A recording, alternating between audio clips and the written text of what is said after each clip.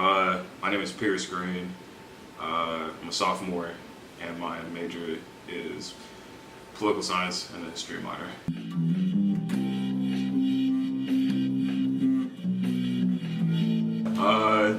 I'm part of the Success Scholar, Helios Scholar, Bonner Leader Program, and Student Government. And then for off-campus organizations, there's the FIB, Florida Intercollegiate Band. Okay, can you tell me about that music organization? Okay, so the FIB is kind of like this major collective of like all public and private school or colleges in Florida. They pretty much take a couple of people from every school in the state. It's kind of like a lottery process, so maybe not every school in the state, but like you still have a pretty good shot at getting it. They kind of take some of the best and they put them into one group, and I think it's like practice for like 3 days, give a big ass concert for a bunch of wealthy investors. Just in general, how important is music? It's important. I have a great importance for it, mostly because I'm not good at anything else. So like, it's kind of like I focus on what I'm good at. I also think it's like culturally important in the sense of like it helps develop a society, essentially. So I'm sure you probably know getting funding for music programs, especially in high school, is a really huge problem. Yes. And that's typically not something schools value as far as funding goes. So how do you feel about music programs being taken away? I feel like if you do that, you kind of pretty much throw like a metaphorical like middle finger up to a lot of people. It's creativity. Most people have creativity flowing in their mind in some way, shape, or form, and so it allows. It's a very expressive field. So I feel like if you axe that, it's kind of like you know a lot of people to express themselves. Why do you think they cut funding for music programs? Because it doesn't make money.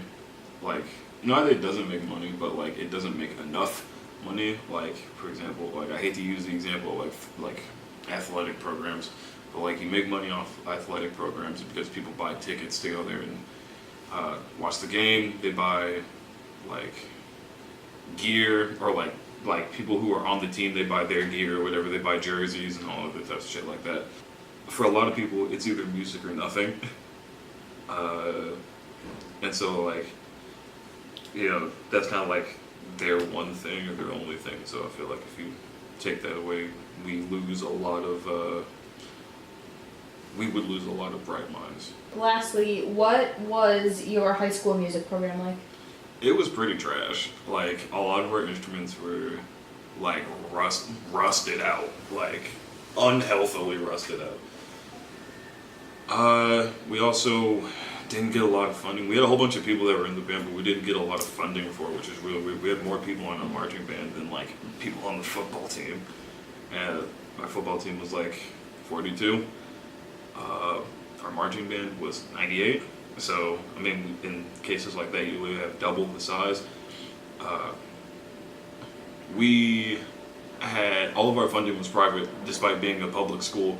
All of our funding for the music program was either through donations or they were private. So like, our band is kind of like the Salvation Army of music programs.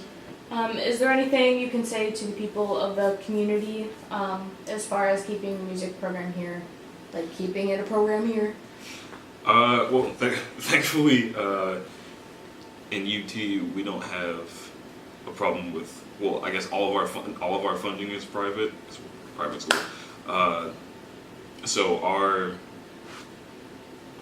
programs are held up by independent investors, strictly from like a monetary standpoint. Even though music departments don't make a lot of money, by having one, you secure a lot more investors than if you didn't. It's explaining like the phrase of like how music pulls a whole bunch of people together. You don't have to be a music major to be in the music department and like all other types of garbage like that. You know, you can be a chemist. When you step in the room, you're not that, you're a musician.